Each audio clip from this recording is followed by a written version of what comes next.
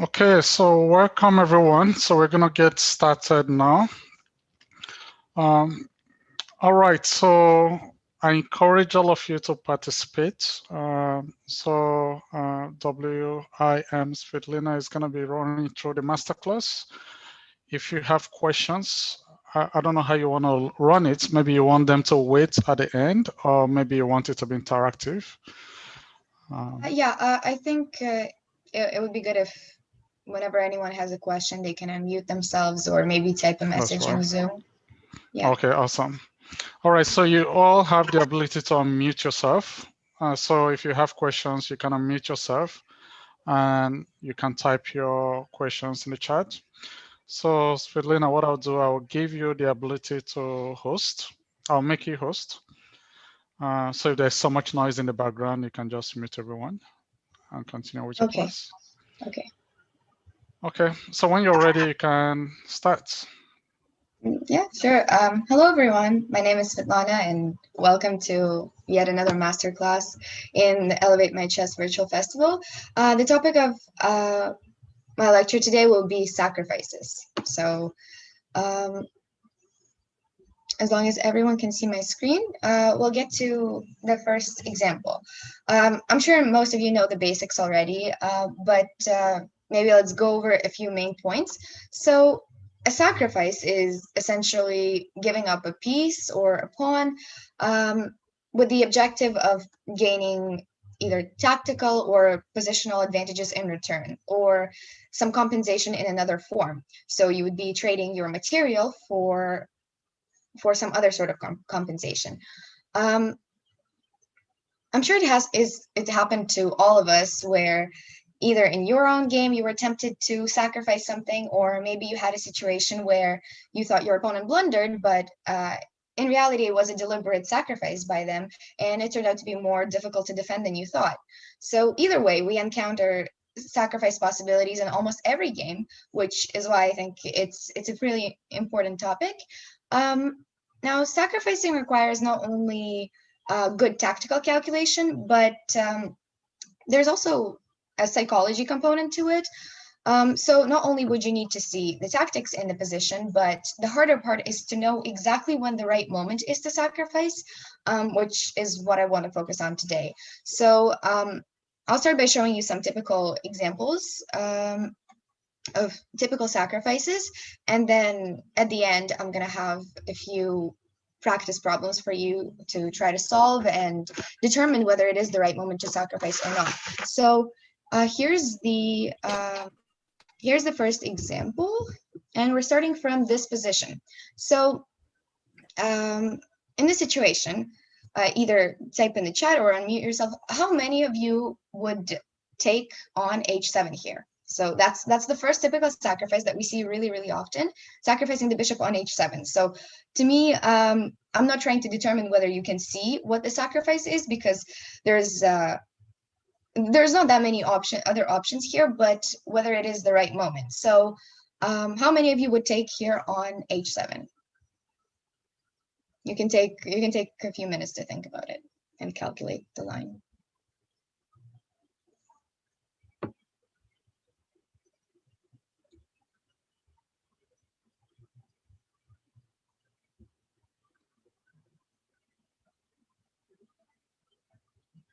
I will take it. Okay, good. I'll take it. So far, most I will people take it. I will accept the Greek gift. Yeah, you know what the name of it is. That's good. I would take and play knight g5 followed by queen g4. Good. I'm probably going to take it and then play queen c2, and then if they go up, I will probably play knight g5 after I take the pawn. Yeah, definitely. Okay, good. Is there anyone else left? Now, is there someone who wouldn't take? maybe play something calmer like rook c1 or another developing move? Or does everyone agree that that they want to take? Yeah, I think we should take because of G6. Okay, so if everyone agrees that that we should take, that's good. So I heard someone say that this is the Greek gift sacrifice, and that's exactly what it's called. That's the name of basically sacrificing the bishop on h7 whenever the black king is castled short. So taking on h7, I think objectively is the best move, and that's what was played in the game. The game was played by both grandmasters, so obviously it's a really good move. But it is not as simple as it looks. So there's no mate at the end of it. So that's why it's maybe not as simple as it looks at first glance. So, but bishop h7 is the right move. But like I said, maybe a player who doesn't exactly like tactical complications would have played something like a simpler move like rook c1, and that wouldn't be bad either. So that just depends on your personal preference and your taste. But yeah, bishop h7 is what was played here. So the rest, the second idea is knight g5. So that's what's going to be played next. But maybe let's stop here for a bit and discuss. So when do we know that a sacrifice is worth going for and when it is not worth going for? So basically when you're calculating, like for example here, there is no mate at the end. I'll show you and the whole line once we get to looking at the game, but there's no mate at the end of it. So how do you know that your sacrifice is basically worth it? I think usually the first factor why you should go for a sacrifice is if you get almost all or all of the material that you sacrificed back. But that's a fairly obvious one. Then if you see that you're getting everything back, then it's not exactly, then it's not even exactly a sacrifice anymore. But if you're getting everything that you gave up back, then that's probably a good indication that it's a risk-free sacrifice that you can definitely go for. And the second is if you have a safety net. For example, you have a perpetual. So let's say you're attacking here and you don't see the mate, but you see that there's a way to have a perpetual at some point. So that's a good indication, again, that that's a good sacrifice to go for, because it's again, you're not risking losing, and you always have a draw available to you whenever, if you, let's say you miscalculated and there's just no mate at the end, you can always go for that draw.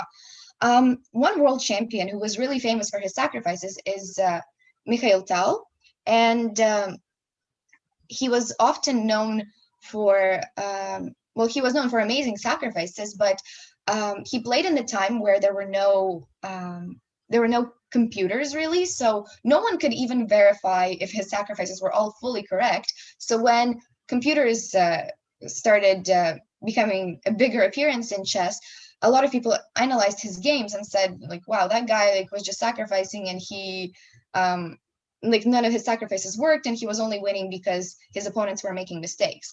But then they ran an analysis, and actually in most of his games he had that safety net of a perpetual, so he could always go for a draw and not lose with what he was sacrificing. So that's I think a pretty important one, that if you're to either win back the material that you give away, but that's more rare.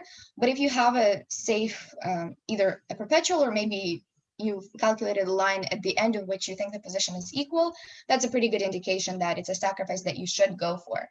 Now, one more thing, when you shouldn't go for a sacrifice. How about I'll name one, and then you guys can give me maybe a few more reasons if you have any ideas. So for example, you shouldn't, probably it's not the best idea to sacrifice when you're really low on time and you don't have any time to basically calculate all the variations. Are there any other situations where you guys think that sacrificing is not the best choice? You shouldn't sacrifice in the opening. That's pretty debatable, actually. There are a lot of openings where where there are sacrifices. But you definitely shouldn't sacrifice in the opening if you don't know the line. But if you've seen the line before and you memorize it and you know the ideas, then some sacrifices can be pretty effective. But Another reason you could sacrifice and you shouldn't sacrifice is that if your pieces aren't even in position and they're just still on like the back rank. Yeah, good. So when you have no follow-up, you don't really have anything to follow up your sacrifice with, and your pieces are not active. Yes, that wouldn't make sense to sacrifice in. Your opponent might have more pieces than you to defend the sacrifice. Yeah, that's true. So if the opponent has a lot of pieces defending and you don't have as many pieces attacking, that wouldn't be a good sacrifice. I think the perfect, yeah. You shouldn't sacrifice if you have less pieces. Yeah, that's true. So when you're already down material, you probably don't have enough pieces to continue the attack. Yeah, I was gonna say, I think the perfect ratio of attackers to defenders, so attackers is your pieces attacking and defenders is your opponent's pieces defending, is 3 to 1. So if you have 3 attacking pieces for the opponent's 1 piece defending, then technically, well, it's a rule, of course, doesn't always apply, but then technically your attack should be working. That's usually the perfect ratio. Are there any other reasons?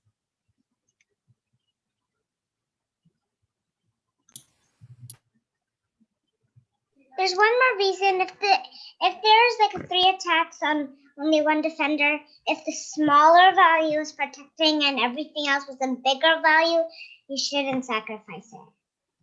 Okay, so you're talking about the value of the pieces. That's true. That probably wouldn't be a good trade. But remember, the point of sacrifices is that you're giving up more material than you're getting in return. So you shouldn't give up a queen unless it's 2 minor pieces. Did you say you shouldn't give up the queen for 2 minor pieces? Well, you should. Because well, think about it. You lose 2 you're making an opponent losing 2 pieces for 1 queen. Yeah, it depends. Sometimes actually 2 pieces can be better than the queen, but yeah, it's not. If the queen's trapped in the corner, well, the 2 pieces is gonna beat the queen. But if the queen is really active, well, 2 pieces is just gonna be crushed by the queen. Yeah, it's rather rare that we see a queen being sacrificed in an attack, but actually I think I have an example of a queen sacrifice, so we're gonna get to it. Yeah, I have maybe a few more general reasons when you shouldn't sacrifice is when you have a static advantage. So what I mean by a static advantage is, for example, you have a much better pawn structure, or you have, let's say, a bishop pair.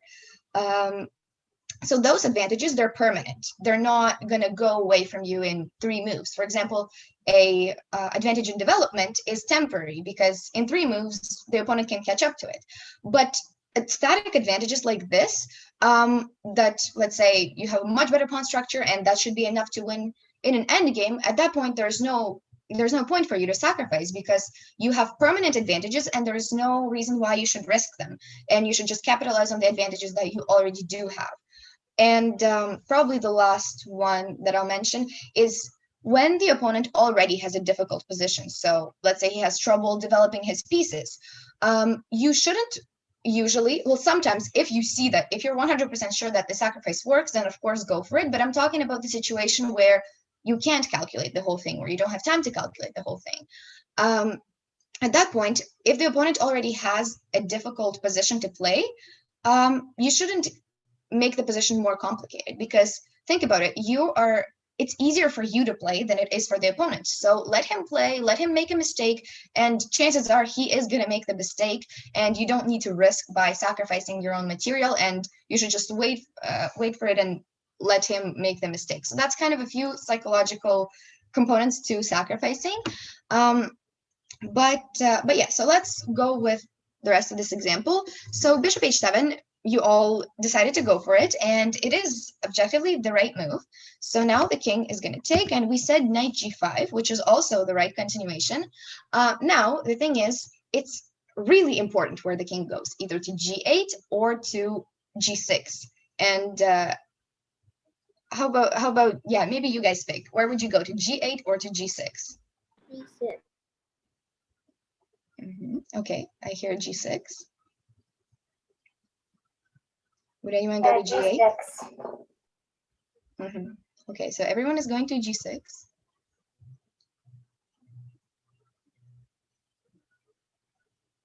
No one wants to go to g8? Well, g8 is actually the right move. And it doesn't seem that safe. I know what you guys probably all thought, that queen h5, and how do you defend against the mate?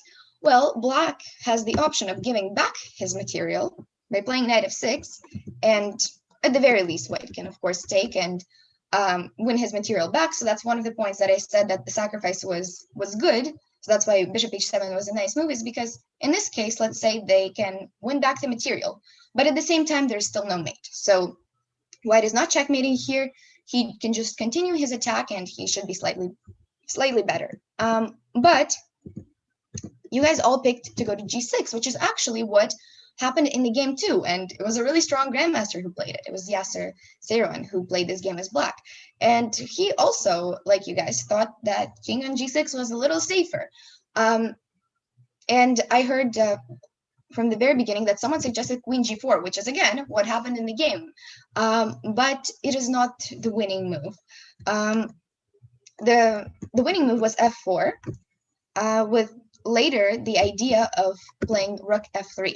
So rook from f3 can go to either h3 or to g3, and maybe followed by queen h5, and that was basically the winning idea here. But it is not that easy to see. Even the grandmaster playing as white didn't see it. So at this point, well, we're already done with the sacrifice, so the rest of the game is not really of relevance to the topic, but it had a lot of mistakes from both sides, and which just kind of proves how difficult it is in the first place to decide whether the sacrifice works or not, because there is no way to decide. Even for these grandmasters, they have to rely more on their intuition, which is why I wanted to do this lesson on and help you recognize when it is the right moment to sacrifice, rather than just focus on pure calculation, which is what you still have to do. You still have to calculate, but it's more about intuition too. So I'll show you a bit of how the game continued, but there were many mistakes from both sides.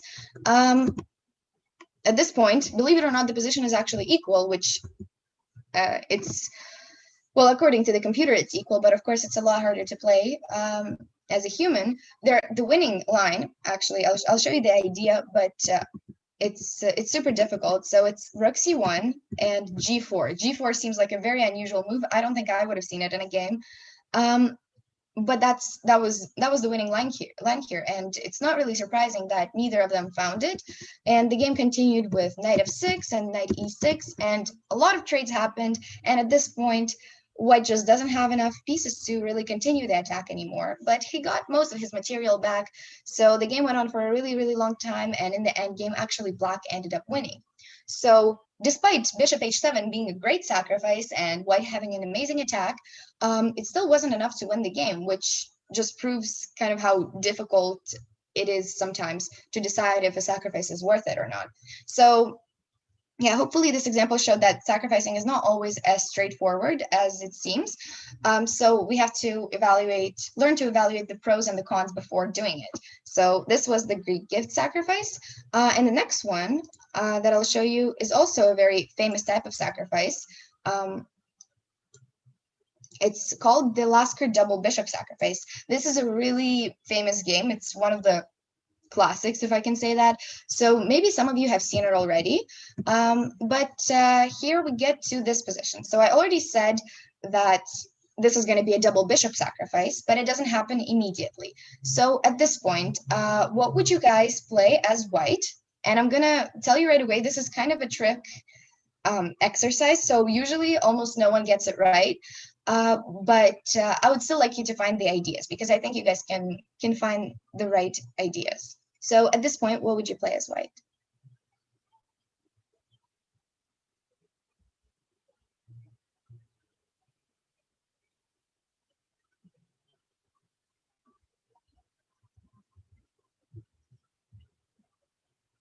I would. Okay. I will play bishop b5. Play knight h5. Okay, interesting. Bishop b5. Interestingly enough, you found the right idea, but we don't play bishop b5 right now because the queen is going to take it.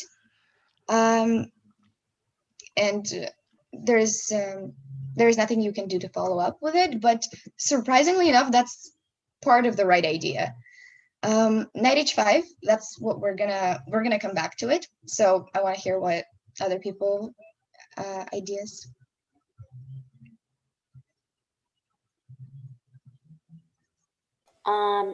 Bishop to h6. Okay, bishop takes on f6. Okay, so trading and removing the defender, that's nice, but we're gonna sacrifice that bishop later for something else. So the bishop stays on e5 for now, but it's always good to remove the defender. Queen to e2. Yeah, so you found the right move. It's actually really rare that someone finds the first move, this move on the first try. The reason why is most people decide to go for knight h5, which is completely logical, and I think that's the first move that comes to mind. And this is the right idea. Knight h5 is the right plan, but it doesn't work out immediately. And the reason is d4. So now there is the queen and the bishop battery attacking on g2, and they're threatening mate, and that kind of slows down your attack because you have to spend time playing rook f2, and then now it's suddenly black is gonna stop your whole attack with f5. So this is why knight on h5 doesn't work immediately, but it is the right idea. So whoever suggested knight h5 was not completely wrong. Queen e2 is the right one, though.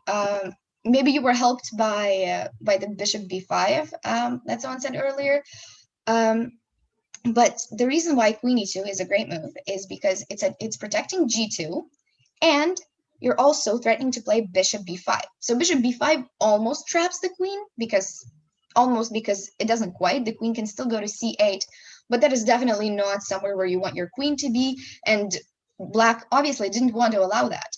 So he just played a6 without too much thinking, and now knight h5 idea is a lot stronger, because by playing this intermediate move, queen e2, we've made our threat, which made black spend time protecting it, and we also protected on g2. So now we can carry out that knight h5 idea more effectively. So after the knight takes on h5, I'm pretty sure I already kind of gave it away with the title. It's going to be a double bishop sacrifice. So does anyone want to guess what white is going to play here?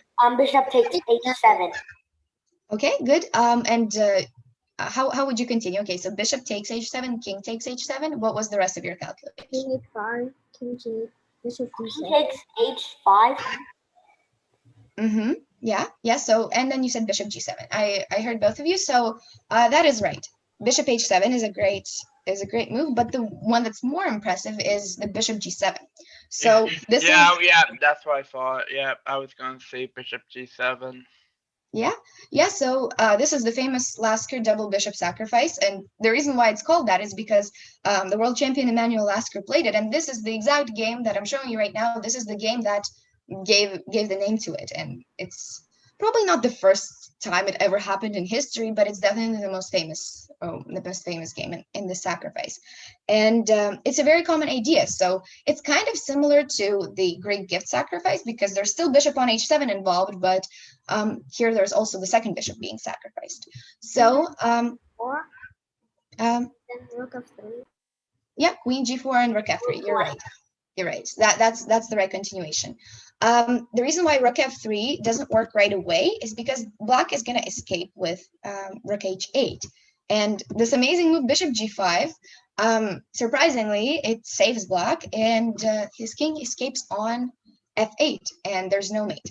So that's why the suggestion queen g4 is the right one. And later the rook goes to f3, and there's basically no way to protect. Well, no, there is a way to protect against the mate, but it's going to be it's gonna have to be giving up a queen. And final move, queen d7, is a fork on 2 bishops, and white just gets back all of the material, and this is very obvious winning position for white. Well, maybe not that obvious, because there's still, black still has some chances, but for someone like the world champion, this would be a really easy task. But the point was to show you the double bishop sacrifice, which is hopefully an idea you can remember for later, and in the attack on the king side. It's a pretty common idea.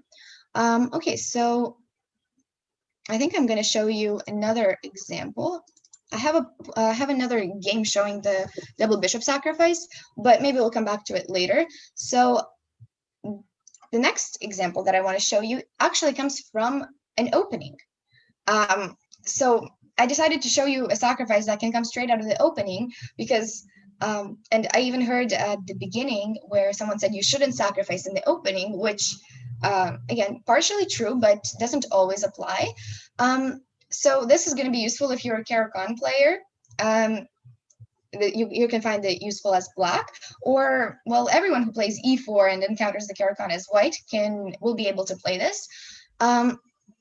This is not a very common one, but this is how it begins. So the regular Caro-Kann, and here the move order was a little different. Usually it's knight f3 and then knight g5. That's the main move order. But here knight g5 was just played immediately, but it transposed. And this is the position that I wanted to get to. So after h6, what knight retreat would you pick?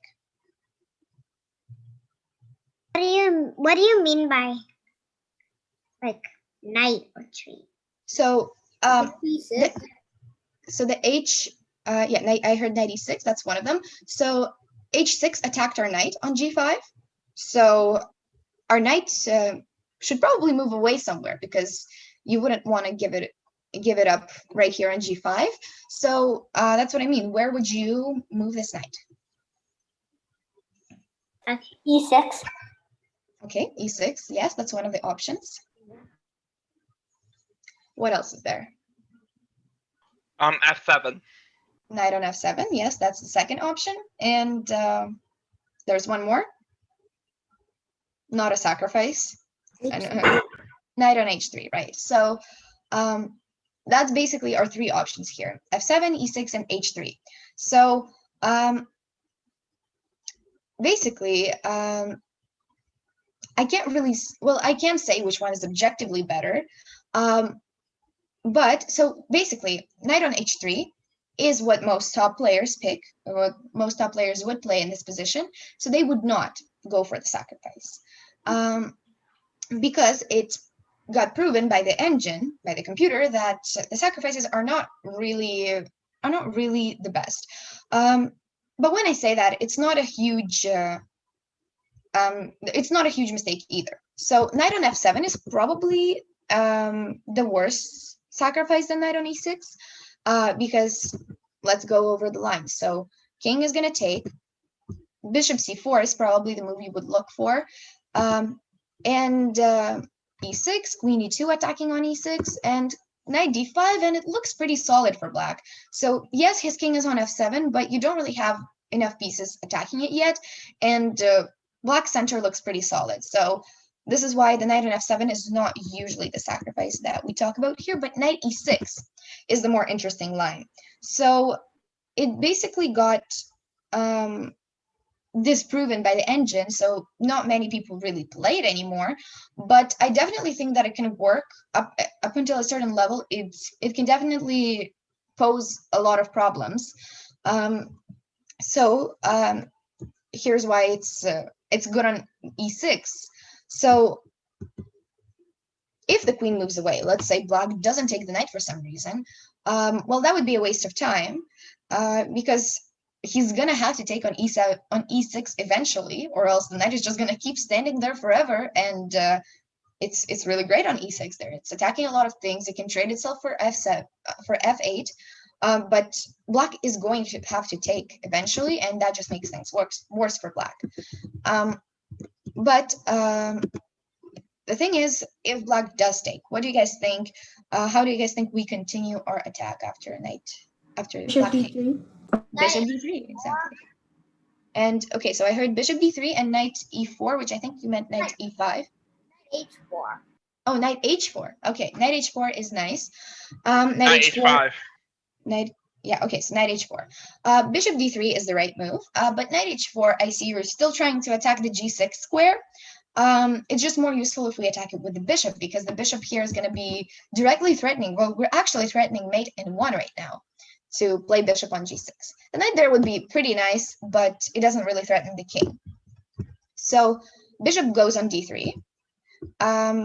Now, let's say black, the best thing for black to do, I'm showing you basically the refutation line. Well, not exactly the refutation, but this is why, the reason why top players don't play it anymore is because there's now g5, and g5 is a great move because you know that bishop g6 is happening and you can't prevent it.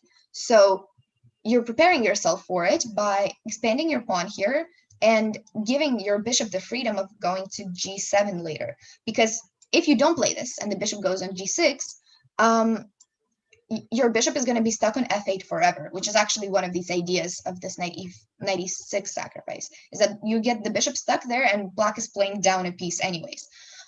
So because of this line, this is slightly better for black, if not clearly better for black, this is the reason why people don't play it. But in order to do this, black has to find queen a5 move and this g5 move, which I think is pretty hard to find if you've never seen this type of position before.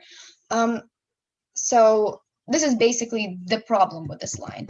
Everything else is actually pretty interesting. So king f7, this is what was played in the game that I'm showing you, and this is what I think most players would probably play if they're seeing this position for the first time. And well, if they don't play it, then you're lucky because you got yourself a mate in 1 on bishop g6. So king on f7. Now the king is in the center. So this is already at least a bit of an advantage that we got from sacrificing our knight. So actually, maybe let's go over what are usually the reasons why we sacrifice. So one thing pretty obvious is to make the opponent's king unsafe. What are some other reasons why we can sacrifice maybe pieces or pawns? Win material? Sorry, could you repeat that? Win material? I couldn't hear it. Win material. Oh, win material. Yeah, but at that point, it wouldn't exactly be a sacrifice because you're winning more than you actually gave away. But yes, if you can win material after that, then that's a great reason to sacrifice.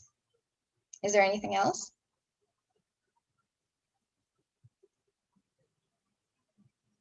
So for example, king safety. You could do it to open up a few squares for yourself. So let's say you move your pawn forward. Let's say your pawn was standing on e5, let's say your pawn was standing on d4, and you move it to d5 to free up the d4 square for your knight.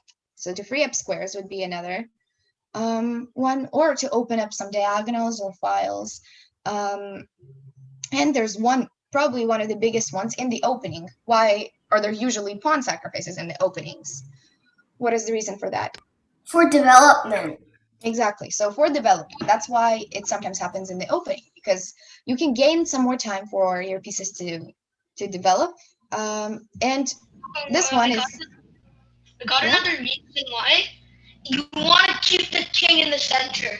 Like in the squares in the line of the queen, you want to keep it there. Because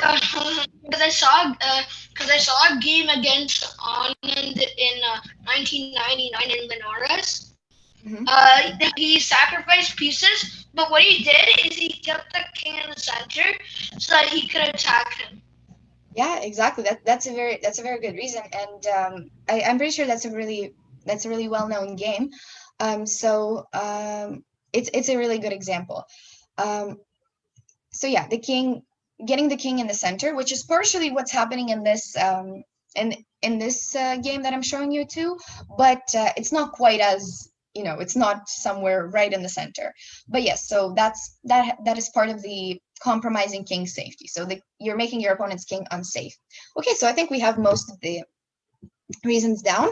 And basically what you would do, so the king has already lost his right to castle, and all you have left to do is basically just develop your pieces. So here rook e1 was better, but it's not exactly too significant. And the game continued like this. I don't know if someone was trying to say something, but yeah, this is not that significant because basically white got his knight back. So in the game, black played bishop g7 and gave away the knight back, and white got the material back, which you see in a lot of these examples, you actually do get your material back, but there's no way you could have calculated this, 10 moves ago, but you just end up doing it because there are more important things that your opponent has to take care of, such as his king. So in case black would have saved his knight, he might have been in trouble with something like queen g4.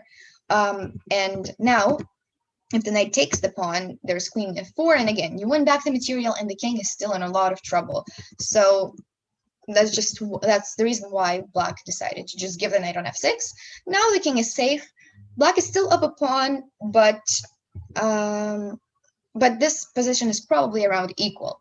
So the sacrifices that I'm showing you today, they're all they're not that straightforward. There's no mate at the end, because if there was mate at the end, then it would have been clear. Then I would have just been asking you to solve tactics.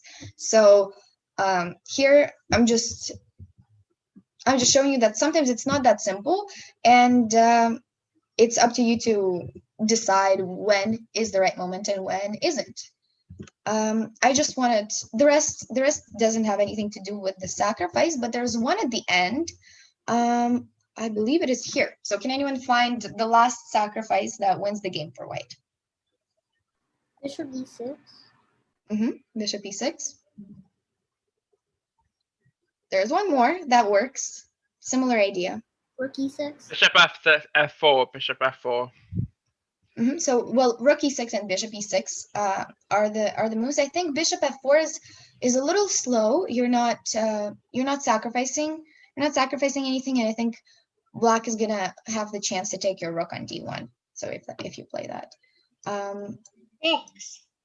yeah. So bishop e6 or rook e6 both work. Rook e6, bishop e6 both win, and there's another sacrifice. Well, not really a sacrifice because they're winning it back, and this is how the game ended. So my point was to show you something out of the opening. So this is an idea in the Caro-Kann. So like I said, objectively, the knight f7 and the knight e6 sacrifices are not approved by the engine, and the top players don't play it anymore. But I think if you really like attacking, and if you like, if these type of positions appeal to you, it can be surprising to the opponent, especially if this is the first time he's seeing it and he doesn't know what he's doing. But you're always taking the risk that the opponent does know it, and then it's going to be a little harder for you to keep your attack going. But the idea itself of e7 and f7 squares being weak is very, very common in pretty much almost any opening, any e4 opening. So this is not only an idea for the Caro-Kann, but for other openings as well, where f7 and the e6 squares are usually really good places for your minor pieces to attack. I'm going to have a few more examples for you later. And the last one that I'll show you was actually the queen sacrifice. I know before we were talking about how it's not usually good to sacrifice the queen for two pieces, yet this is what this example is about. So this is considered it's subjectively considered one of the most beautiful queen sacrifices probably in history. Well, at least at the time when it happened. I think it was 1962 or around that time. It was considered one of the most beautiful games of that tournament. So it started with a dragon. This opening is the dragon. And we get to this move where black decides to play this knight g4 line. So this might be surprising to some of you, but because usually the usual continuation is probably like d6, bishop d7, and this is how we would develop the pieces. But knight g4 is a very common idea where you give up the knight on g4 for the knight on d4. So it's kind of it's a trade. It's not really a sacrifice. And here usually white is going to play retreat the queen back to d1 because that seems like the safest place for the queen, and the game is going to continue with the knight just going back, or maybe e5. So, but in this game, white played queen h4. Then it continued queen a5 and castles. And now black played bishop f6. And here, I would like you guys to think where you would retreat your queen. What would you play here as white? Your queen is attacked, so where would you put it? Queen h6. Queen h6, that's one of the options. Is there anything else?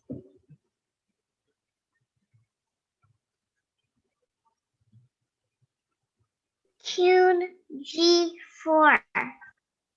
Queen g4, that's also an option. There are a few. There are a few more. I think queen g3. Queen g3, yeah. Queen f4. Queen f4, yeah, that's also one of them.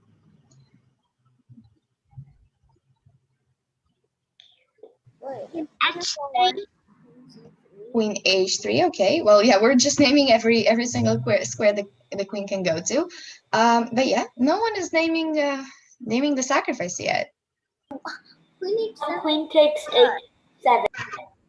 Queen takes h7, you would only be sacrificing it for a pawn. So that's not really enough. How about Queen f6? x f6? Yeah, exactly. Queen f6. Now you guys got it. So basically, as the story goes of this game, is that the guy playing as black, his name was Chernikov, and the guy playing as white, his name is, oh my god, it's complicated, Neshmedinov. Anyways, so the guy playing as black, Chernikov, played this move and just and thought it was going to be an easy draw. He was already ready for a draw after queen f6, queen h6. He would just come back with a bishop. The queen goes back, bishop goes back, queen goes back, bishop goes back. So he was already ready to accept the draw. But white here thought for maybe like 40 minutes and came up with his brilliant sacrifice on f6, which no one expected, and that was really a shocking move. And we're gonna watch the rest of the game because it's a really beautiful continuation after. But the reason why no one really expected it is because it seems pretty obvious that there was going to be just a draw with queen h6 and bishop going back. Other moves are slightly worse because if, let's say, something like queen g4, like we said, and queen h3, black is going to be able to attack you with his bishop, and you're losing a bit of time. So you would have to go back to d1, and you're just losing a bit of time with that. But it's still okay. It would still probably be equal. The reason why queen f4 or queen g3 are not as good is because there is a tactic for black. They're going to take on c3 and then play knight e2 and win back the queen, and at the end win the pawn on c3. So again, probably an equal end game, but black is up a pawn, and this is not something that you want to go for as white. So this is why he kind of had no choice here almost if he didn't want to draw, but it's still amazing that he found it and he actually went for it. So queen f6 is the move here, and let me see. Yeah, queen f6 happened at this point. So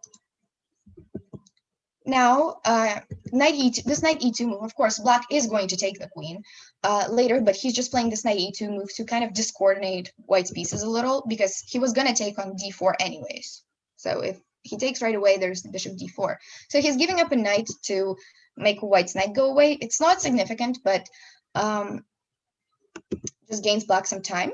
So the rest of the game is, so let's see the reason why he did that. So he only got 2 pieces for his queen, which is usually not enough. If you do the math, it's 6 points to 9 points. It's not working out, but there are multiple things that he got here. So first of all, black's king became unsafe. What are some other positional advantages that he got out of it? The 2 bishops. 2 bishops. Yes, it's not as of a big deal when you're talking about the queen, but yes, the 2 bishops are a good advantage. Better pawn structure. Yeah, he gave black pretty bad pawns on f6 and f7. And probably one more is that black is not really developed. So the rook on a8 is doing nothing. The rook on c8, I mean, the bishop on c8 is doing nothing. So for the time being, he has the upper hand on development. And his 3 pieces tend to be, are going to be really, really strong. So all of his pieces are working other than the rooks, but they're going to come soon. And black still has to spend time defending. So I'm sure he saw a lot of it in advance, but most of it probably came from intuition, and he just felt like this position was really worth giving up a queen for. So you see, he makes a rook lift, so he brings all of his pieces into the game. And now knight f6, I think, was working right away, but rook f3 works too. He played bishop c3, so it seems he's giving away the rook on f1, but as we can tell, he wasn't really caring about material in this game too much, so he was even willing to give up his rook on f1. But c4 was probably safer. But it doesn't matter, he's still winning, because if black takes on f1, then he's going to have a discovered check, and he's going to win the rook on e7, on e6. And king g6, same idea. The rook on e6 falls at the end. So technically, he can't take the rook. So he played something else. His opponent played something else. And there is another sacrifice on f7, on h7, which is really hard to calculate till the very end. But yeah, let's see how much. Okay, so the attack continues, and you see there's no way he could have seen this from the very start. And this is because this is a really complicated position. So now his opponent took. It was better not to take it and play a defensive move like rook h5, but he ended up taking, and let's go to the next. I think this is the moment where I want you guys to try to find the finishing tactic here.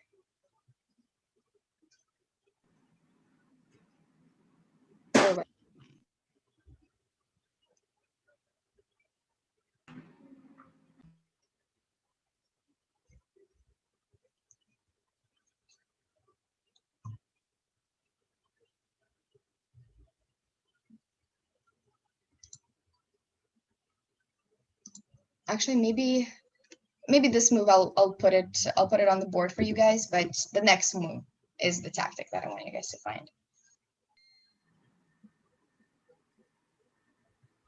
Knight f7. You're really close. You're really close. It's really similar to knight f7. So your idea with knight Rook f7. h8. Bishop f7. You guys. Bishop f7. Rook f7. Rook e8. Exactly. So you just combine all of the ideas that you guys just said. So bishop f7 is good because it's a check, and now rook h8. So that's the finishing tactic. And here you go. White actually turned up with like more material than black. So it's probably not as clear to you, but the 2 pieces are stronger than the rook in this case. And for a player like the grandmaster who is playing as white, it's a fairly simple endgame to play, and it's winning because he's up a pawn and he has the 2 pieces for the rook. So it was a really unusual queen sacrifice, but yes, it was. It's a good idea to keep in mind that even sometimes queen sacrifices for 2 pieces, 2 pieces can be stronger than the queen. So that was it for my examples. And I have, if we have time, I can put some practice problems for you guys to solve. They're all going to be sacrifices, but actually, no, they're not all going to be sacrifices. My point was to have you guys know when the right moment to sacrifice is and when it isn't. So yeah, I think we have. Do we have some time, Ken? I think 96. Yes, we do. We still have Okay. another 11 minutes or so. All right, so Or you can then, run a little longer, that's fine. Yeah. okay, so then I'll show a few examples. They're not going to be games, like I showed you the full games before, but now they're just going to be examples. And I already heard the right move, knight e6. Knight e6 is the right one. So this is the right moment to sacrifice, indeed. The reason why is this is a very active position. You know, it's the Sicilian. The Sicilian is known to be really tactical, and so there's no time to lose for white here, and it is best to sacrifice. If you play something else, then black is going to be the one attacking you. So in the Sicilian, you can't miss your chance. So knight e6. That was the right move that I've heard. Now then it continues with bishop g6, and now king f6 and king f8 and queen c4 saves black, but it's a complicated line, and it's not what happened in the game. It was king d8, which actually loses, and I know I'm going over it a little too quick, but all of these moves are forced. Black pretty much has nothing else to do. He just has to keep defending. Rook f8 and try to find the finishing. Move for white.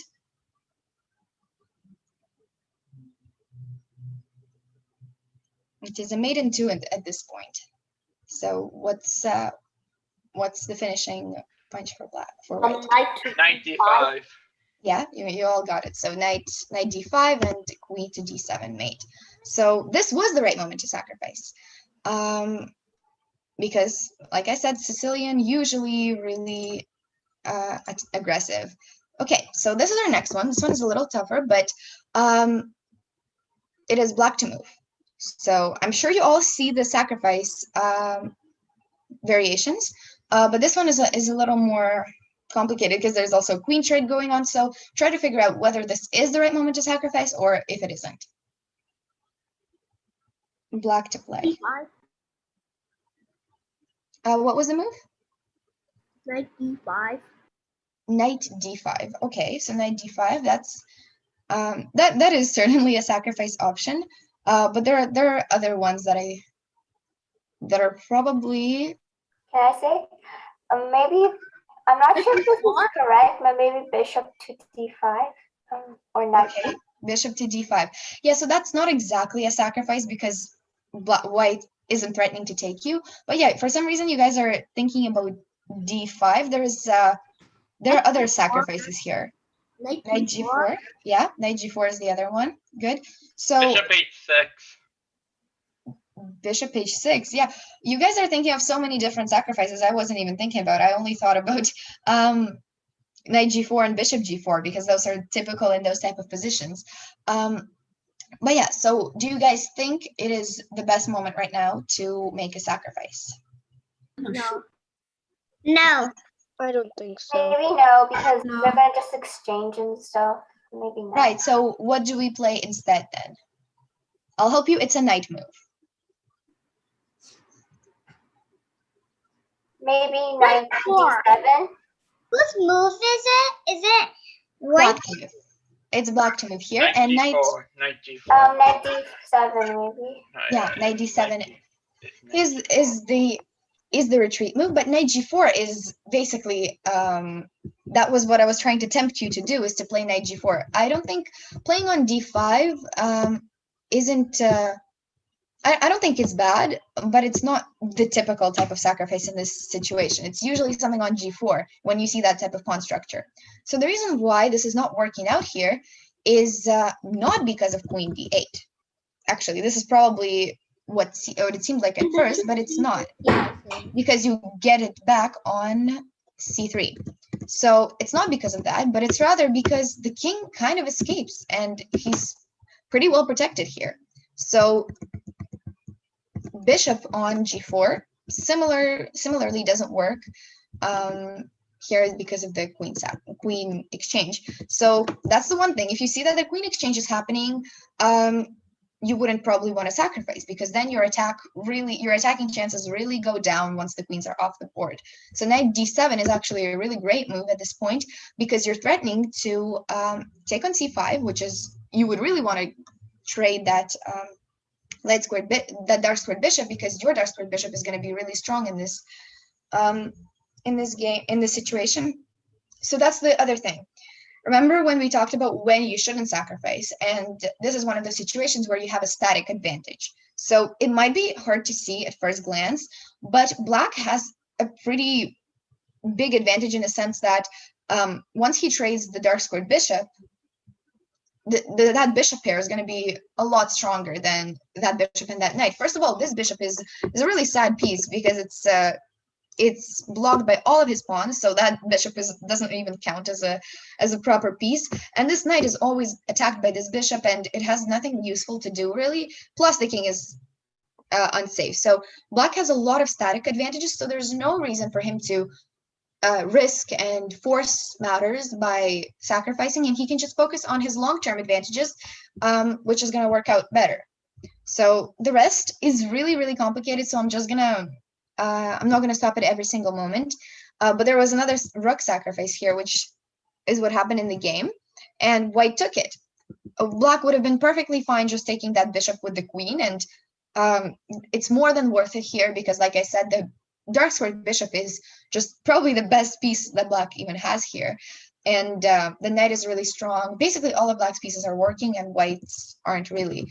But he decided to go for even something different, and black ended up just winning on the dark squares.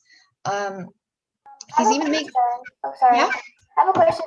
What can, like, may you go back to the position when the king was on e1?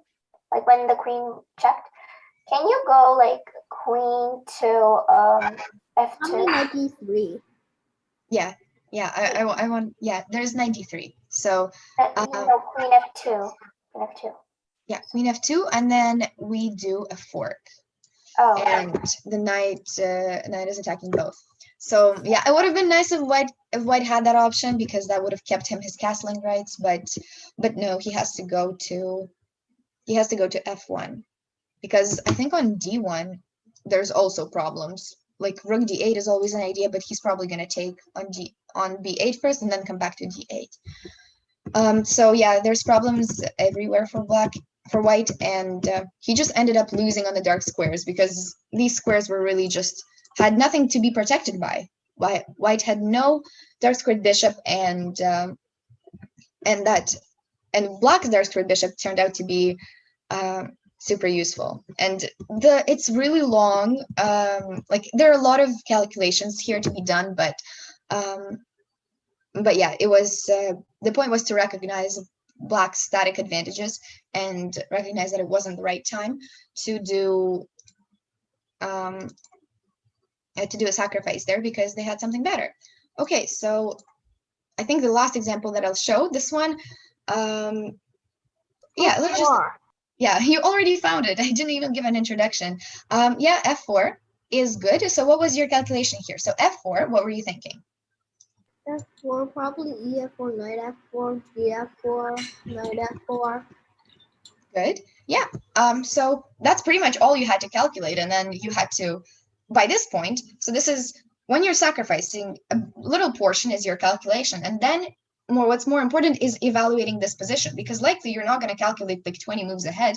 So you just need to do maybe 5, and then at this point evaluate: am I better? Was it worth it? What advantages am I getting? So you already found the right move, and this is a little different than our previous examples because we sacrificed a pawn for opening up of files and squares, basically. But then we also sacrificed a knight, so it's a little more high stakes than just a pawn. So yeah, this is a very typical sacrifice in the King's Indian. So this is the position right now that I have set up. I'm pretty sure it came up from the King's Indian. So whoever plays that as black, remember that f4 idea.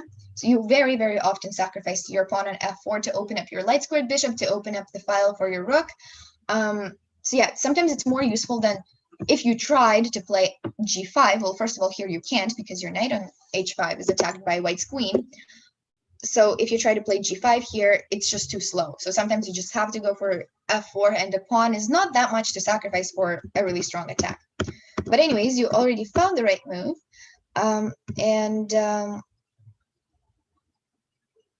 Here, well, there's multiple ways to proceed. E3 was strong, but knight G2 happened in the game. And at this point, can someone try to find what black played here? It might be a little hard to calculate, but I think it's a move that you can make based on your intuition. Black to play. Bishop H3. Bishop H3, I think, is one of the ideas, E3. but it doesn't work immediately. E3 is the right one. I think Bishop H3 is a pretty common idea, but it won't work because once you play Rook F3, which is what I think your idea was, he can maybe even take and have at least a bit of material for it, but even better, he can just play back and you have no more checks left. E3 was, as someone mentioned, was right. And that won a lot faster. So the point was, if the bishop takes, you have queen e4, and king has not that many options. So now you can play bishop h3, and basically there is no way to defend against the mate without losing the bishop. And if the pawn takes, I think it's the same story. You just play queen e4 again. Or maybe there's something different. Queen e4 probably doesn't mate immediately. There might be bishop h3, or no, there's queen g5 too, or queen e4. Actually, yeah, the computer is telling me that queen e4 is best. And yeah, you can probably continue your bishop h3 ideas. You can probably keep your attack going. This is actually not there's no mate, so that's the thing. There's no mate here, but e3 is definitely strongest. I'm trying to think if I can just take here and play rook f8. So you just traded and brought the new rook into the game. This is kind of complicated to see. Yeah. Probably queen to repeat queen b1. Yeah, exactly. So if the queen moves somewhere else, you can take on b1. So that's why e3 is strongest, but it wasn't really the easiest to see. That's why I was saying it's more of an intuitive move that you that you just feel like is good, and then you calculate the rest later. So yeah, in the game, queen h4 happened, and the rest again is not exactly is not exactly part of sacrifices. But I'll just show you the ideas anyways, because they're pretty typical attacking ideas. So there were ways to finish this off even quicker, but when you're winning, it doesn't matter how long you take. So yeah, I'll just go over the rest. And okay, well, let's stop here and try to. What? Oh wait, then queen f2. Oh yeah, it's not a blunder technically, but queen f2, king f2, bishop e4 probably. Exactly. Yeah, I just wanted you guys to find the final little tactic here, and it is queen f2 and bishop e4, and they win the rook. And this is a winning endgame for black. And I think it stopped a few moves after where white just resigned here. So yeah, that was all of the examples that I had. So does anyone have any questions? I'll go back to the Zoom. What is the most times you should sacrifice your pieces?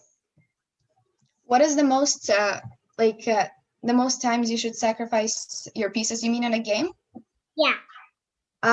Honestly, you can keep sacrificing as many pieces as you have, but it has to be worth it. So you can do a pawn in the opening, and then you got a advantage in development. Then you do a knight to you sacrifice a knight to get and then yeah, and then I mean, as long as it takes to mate your opponent, honestly. But of course, at some point you need to make sure to not sacrifice too many pieces, because you need something else to actually end up with a mate.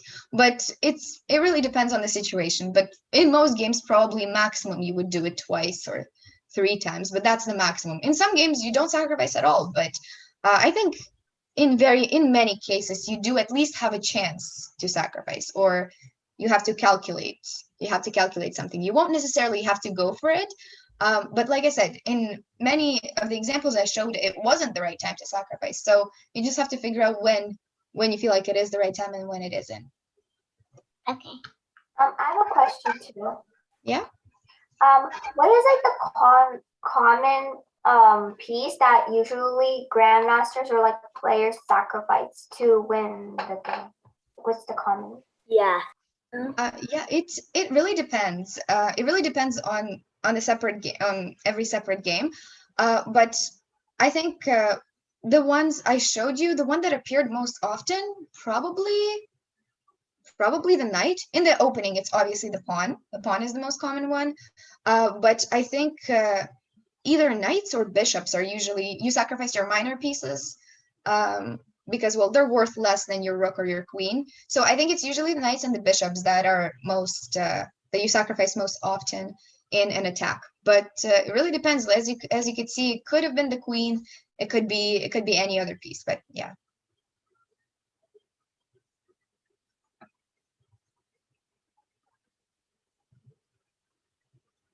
Bye. Okay, so if there's, Bye. yeah, if there's nothing else, then that was it. Bye. Yeah, bye. Thank you. No problem. Thank you. Bye. Yeah, I hope you guys don't go and start sacrificing all of your pieces after this. But yeah. Okay, so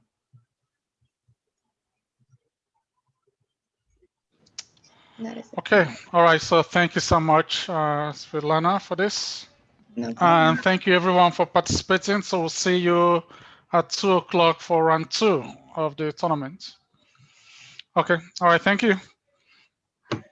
Bye. Okay, bye.